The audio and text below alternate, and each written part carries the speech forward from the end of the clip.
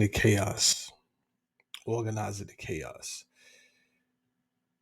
If you look at the news, if you just pay attention to the world, it looks like chaos, right? You have university students that are protesting, that are fighting the power, they're getting arrested, they're doing their demonstrations, they're locking themselves in, they're getting arrested for the cause, right? And this energy is spreading all across really the world, you know, whether we want to see it as an awakening, right, for whatever they're fighting for, right? Because you have two sides that's going to be fighting for something, right? I'm not here to say who's right or wrong. I'm just saying that people are noticing things, they're considering injustices, and they're doing what they believe to be right. Now, that's just one aspect of everything that's going on, right? So, in regard to Palestine and Israel and Gaza, you got that going on. And then you have entertainment, right? Where it just looks like, well, some of the most popular and well known entertainers are all being attacked in some regard or the other. Like people that we probably never thought that the world or the media would flip on. Starting with Bill Cosby, right? Like Bill Cosby was probably one of the most loved African American entertainers because of his popular show, The Cosby Show, right? It was in everybody's household in the 80s and 90s and everything. And it really set a, a successful perception, uh, um, positive perception of what the black family could be in America. So, a lot of people live vicariously through The Cosby Show. Nonetheless, it kind of started with him in a sense where it was just like, all right, Me Too, the Me Too movement, you getting exposed. You understand? And I don't know, conspiracy theorists say that he wanted to buy NBC and that kind of like set everything off. I don't know. I mean, I don't know that when I say I don't know, I mean I don't know that to be true on why everything was brought down upon him the way it was. I'm just saying. I do know he was interested in buying NBC and that he might have had the money or could raise the money, but mm, that's a pretty tall order to really want to do. Either way, he never had the chance because 50 women came out against him and said he was doing some type of date rape drug, whatever like that. But that was kind of the start of things, right? Now, if you thought it was just like, okay, they want to do that to the black man, and you know, it just getting into a little conspiracy theory. They killed Prince, they killed Michael Jackson, all of these conspiracies, and you thought it was just against the black man, and then all of a sudden they come for Harvey Weinstein. You understand what I'm saying? It's like, oh snap. Um, that debunked your theory right there that it was only against the black man. So he is a high ranking Jew, right? So that theory don't work at all. He's a Jew in Hollywood. So it seemed like, okay, since that theory is debunked, who are they going after? You understand? Um, soon as you thought that they got certain ones they love and they would never allow certain things to happen because the gatekeepers love them or they themselves are gatekeepers like Sean Puffy Combs, Diddy, whatever you want to call them. Me personally, I don't want to call him brother love. It just feels weird at this point. You understand? I'm good on the brother love talk. But listen, even he was not protected. Even he was not protected. And Homeland Security raided his house. That's crazy, right?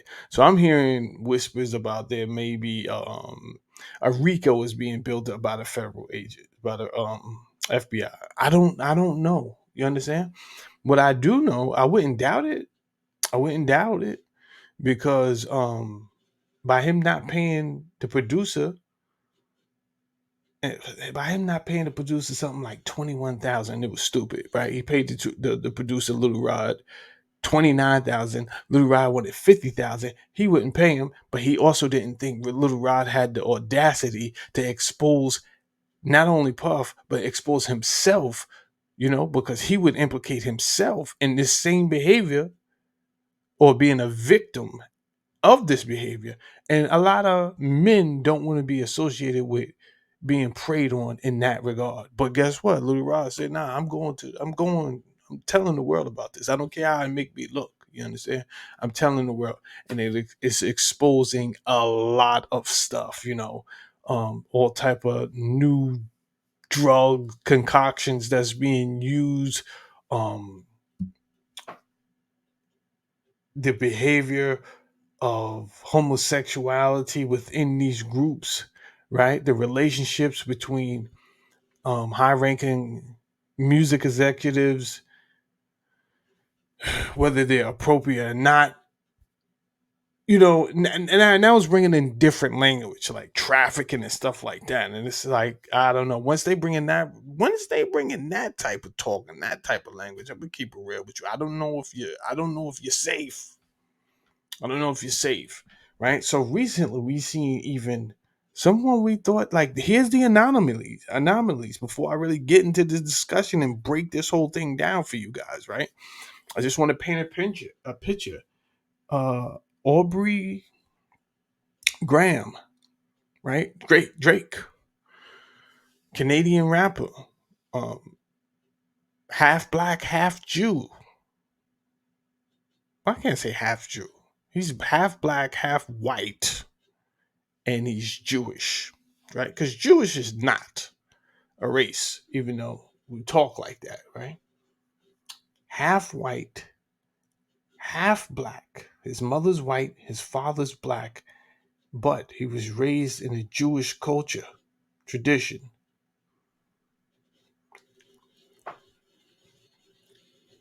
We thought he was protected. But it looks like the crumbling of his success right now, right? I don't know if the industry is pushing him out. Like, yo, you stay. We let you stay a while, bro. We let you stay a while. We don't know, you gotta go. But again, when they start that conversation about you liking younger girls, it's never good. It's never good. So from what I'm hearing is that his parent record label and the the elite executives, specifically Lucian Grange from United Music, is it United Universal Music Group? Pardon me, Universal Music Group, um, is concerned how advertisers and sponsors would really look at the relationship between them and Drake and Drake's reputation. People, saying he got the short eyes. You understand? And that's not good. That's not good. And they will sacrifice someone else that they so-called love before they sacrifice their own business. That not just makes sense. You know what I'm saying? Like, you gotta go. All right. I want to bring, and I'm not really done yet, right? We're 8 minutes in, and I don't want to make this video, please, longer than 12 minutes. Well, longer than 20 minutes. But check this out. The last thing I want to mention is Joe Biden, President Joe Biden, now talking about the possibility of bringing over people from Gaza over here. Now, I just want to say this before I break down this video, right? And we're gonna talk about some things in the next 10 minutes. But this really doesn't make sense, right? Because Robert Kennedy Jr. estimated that about 10 million refugees altogether have entered this country illegally since 2023. Within the last, let's just say the last 4 years, right? That's a lot of people, right? And my thing is, I actually watched a lot of people get upset with Donald Trump Not that this is a pro Donald Trump. That's not what this conversation is about. The conversation is about you actually had someone in office that was saying, like, listen, we need to shut that down. That whole border thing, we need to shut it down. And there wasn't enough support. And then now we have a free for all where people are just crossing over, and it doesn't seem like there's enough concern to really stop it, right? And if you're saying that, just talking out both sides of your mouth, you can't say I'm for your protection, American people. You understand? We have to do things a certain way so that you're protected. That's my job to protect you. But then you don't really, your actions are not showing that. It's just a lot of lip service. Actually, your actions are doing the exact opposite thing in all areas of our well-being, right? Our economic and our financial well-being, our actual health. We don't know what these people have when they're crossing over. We don't know if they're criminals. We don't. I watched a video the other day of someone, a man throwing a belt around a lady's neck, dragging her in between two cars and taking advantage of her sexually. Like, we don't know who these people are, right? But you're allowing these people just to come over here, and now you're saying we have a heart for the people of Gaza, of Palestine, and hey, maybe you could come over here. Before you do that, maybe this would make sense. Maybe if you didn't give money to the people that are terrorizing them, we would not have to start a program for them to come over here. You see how that works? You see how that works? We don't give an excessive amount of money to people that are going to bully and do genocide to another people, and then we're going to act like out of the concern of our heart, hey, you know what I'm saying, maybe you want to come over here. Yo, we don't have the resources. So I don't really know what this administration is thinking, but I have a good idea, and I'll start this video now. I have a good idea that this is a systematic breakdown of our current system so that we can start anew with a new system, but the old system needs to be destroyed, and it has to be destroyed a certain way.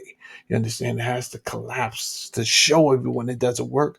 Therefore, there's a need for a new system rather than just merging in a new system where everyone's like, "Well, don't fix it if it's not broken." Okay, then we'll break it, then we'll fix it. How about that part, right? All right.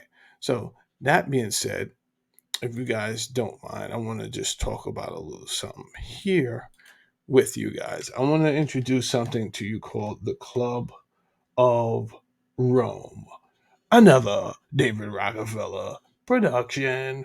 All right, so when we talk about the Rockefellers, it's important to know that you have three main different popular Rockefellers, right? There's John D. Rockefeller, which was like he's the guy who started this dynasty, right?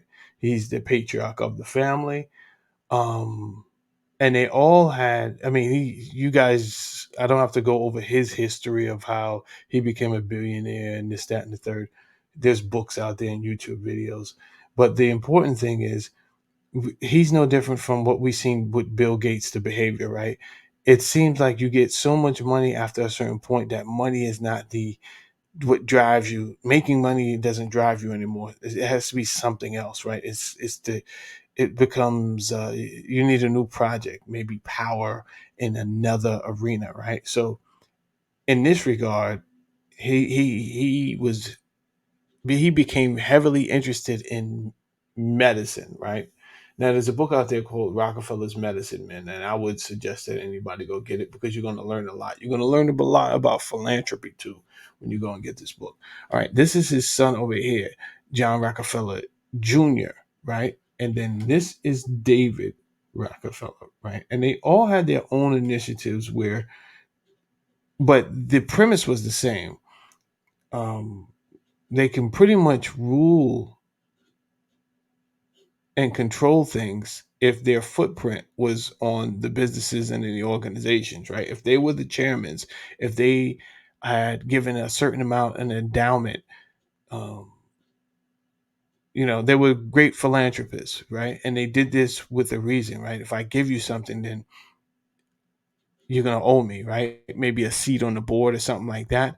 And if I give you enough, then I can place the people on the board, and then they can make the curriculum, and then they can make the decisions. And that's kind of how these gentlemen really started to control a lot of areas of just living, right?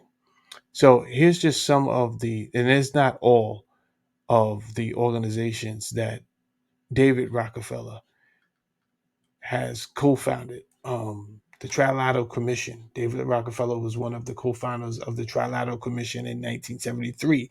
The Trilateral Commission is a non-governmental organization that aims to foster closer cooperation among North America, Western Europe, and Japan. All right. Also, Council on Foreign Relations. Rockefeller served as chairman of the Council on Foreign Relations from 1970 to 1985.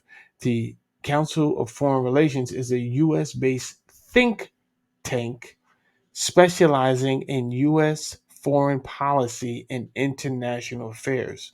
You should know about actually both of these organizations. Population Council. Rockefeller was involved in the Population Council, an international nonprofit organization that conducts research and programs addressing the global population issues, including reproductive health and family planning. All right. Club of Rome. David Rockefeller was one of the founders of the Club of Rome in 1968. The Club of Rome is an international think tank. So here we had a lot of think tanks going around here. One was US based, and the other one is an international think tank focused on addressing global challenges, particularly those related to economics. All right, this is where I want you to start to pay attention: the environment and sustainability. It gained attention for influential reports such as The Limits to Growth, which sparked discussions about the interconnectedness of economic growth, resource depletion, and environmental sustainability. All right, so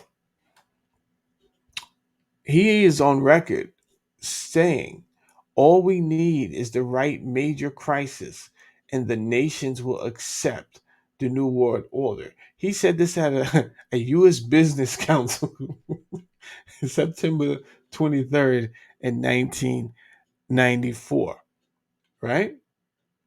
So I'm not really here to spread conspiracy, but I do believe if I just put the breadcrumbs out there, that you will pick up what I'm putting down. You understand?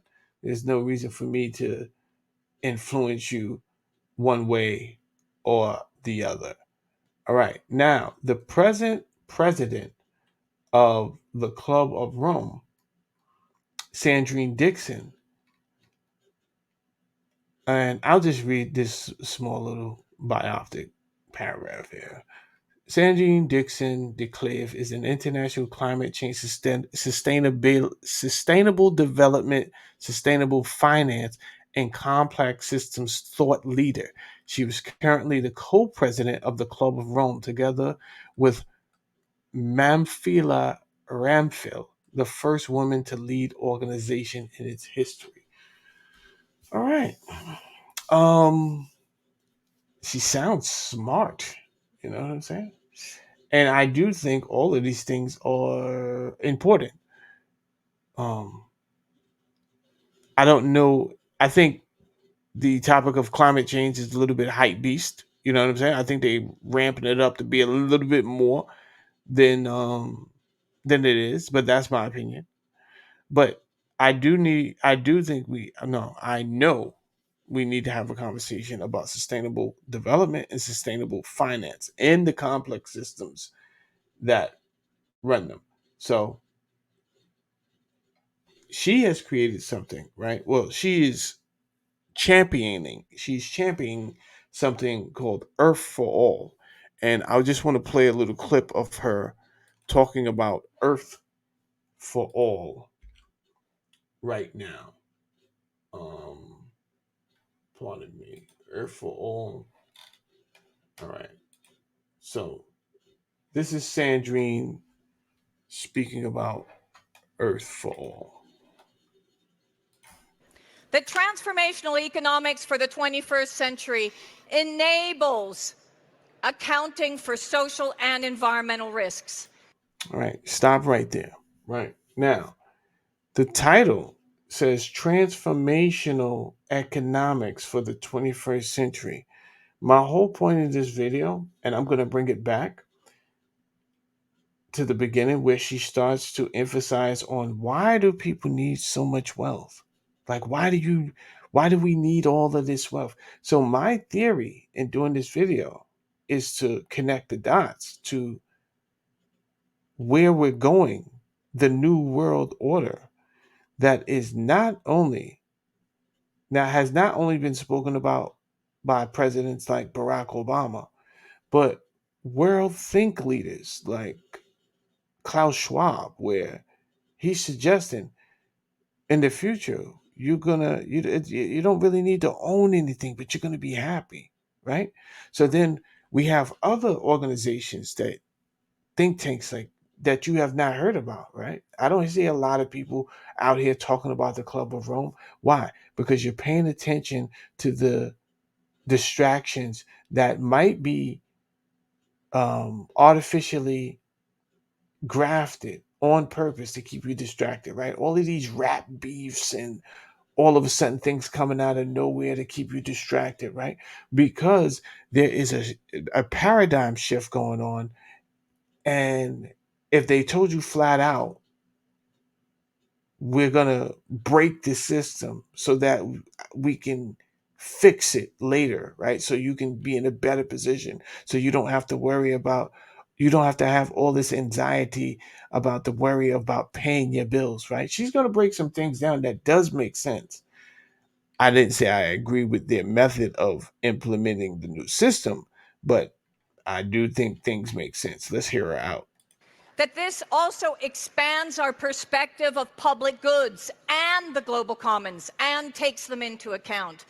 That it corrects inequity and that it increases the agency of women and of workers.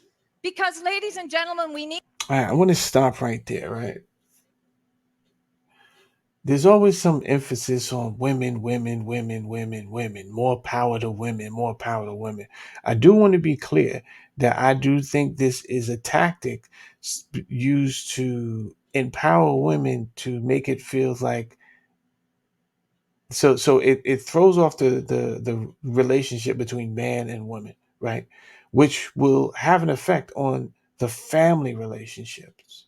It will, right? So if we put women at a higher regard than men, when that has not been culturally on earth the hierarchy, right?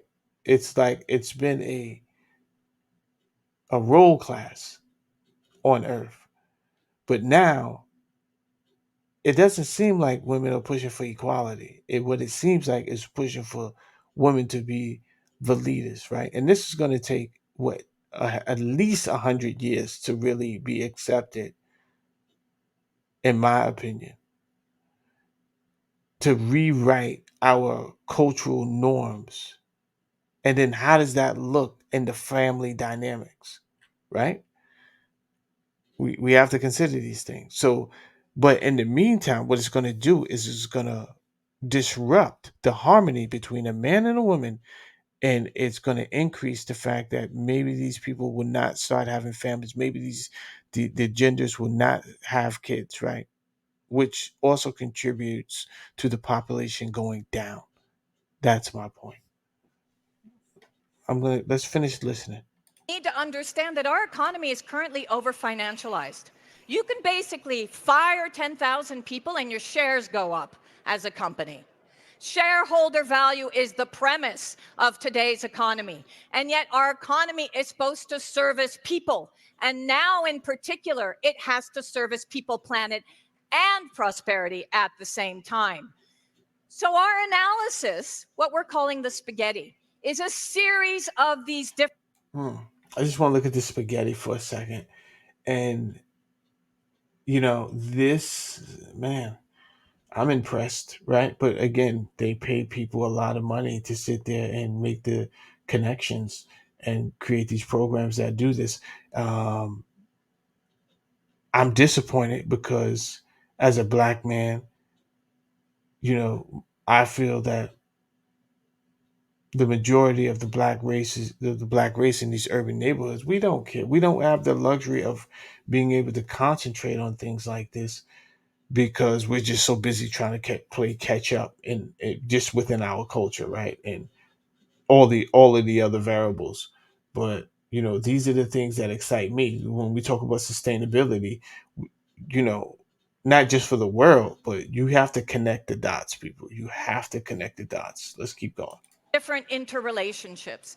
Understanding the link between social tipping points, environmental tipping points, resource use, our financial system, our economic system, access to healthcare, etc., etc. And lo and behold, when we run the model, what do we discover? That the speed of action on planetary boundaries is a function of the speed of action on inequality and poverty. Working with Johan Rockström, who is the rock star in climate science. All right, before she goes off into climate science and all of those things there, um, I don't want to make this video too long, right? My whole purpose for doing this video was to introduce you to the conversation. Well, first of all, introduce you to the Club of Rome, right? Because I don't think enough light is really shed on the Club of Rome, who founded the Club of Rome, and that person's history. Just to, I also wanted to plant the seed that things are shifting.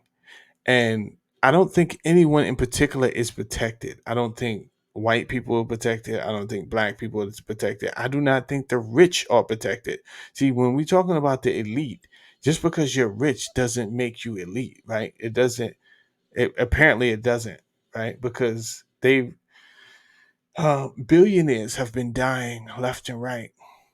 Some of these look like inside jobs. I'm gonna be very honest with you. So again, just because you're a billionaire, it doesn't make it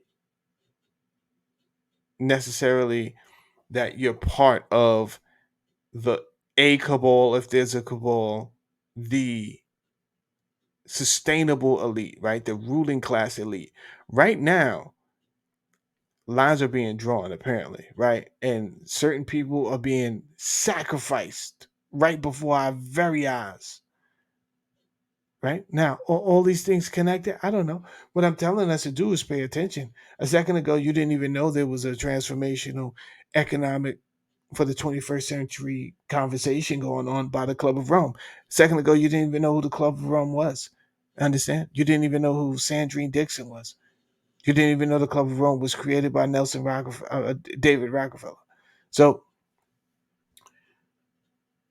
it's about conversations. It's about awareness. And the more that listen, you're gonna have fun. You're gonna watch all these memes, and you're gonna pay attention. But you have to. There has to be a balance, right? There has to be a balance of actual knowledge, actual awareness, actual newsworthy articles, right? Actual newsworthy information. All information that comes across your perception is not worthy to be considered. So you have to control the velocity of the information that you allow in and out of your perception, right? You are a basically a Wi-Fi, a human Wi-Fi, right? You can give information and you can also receive information. You are a transistor and a receiver at the same time. This is a fact, right? And I won't go down that rabbit hole right now because I'm not going to stop this conversation. So this is just the start of one conversation, one of many conversations that I'm going to continue to have with you guys. If you've never been to my channel before, my name is Jamel Saladin. This is the Pokerfaced Society. We have conversations like this all the time. This is what we do, right? If they're going to keep on perpetuating a certain frequency, then we can repeat that same tactic and strategy, but for your benefit, right? So we'll just keep on reminding you these are mass distractions. So don't get too held up in them. But we're gonna continue to come with new information for you guys to prove the theory and to show you in real time what's actual going on, right? So hit the like button, hit the subscribe button. I appreciate everybody that supports the channel. Um, yeah, and with that being said, you understand? Maybe we'll talk about it on a live when I do a live. You understand? But you go do your research, and anything that I give you, I like for you to go do your research. That being said, holla at you guys later. Peace out. Salah Dean.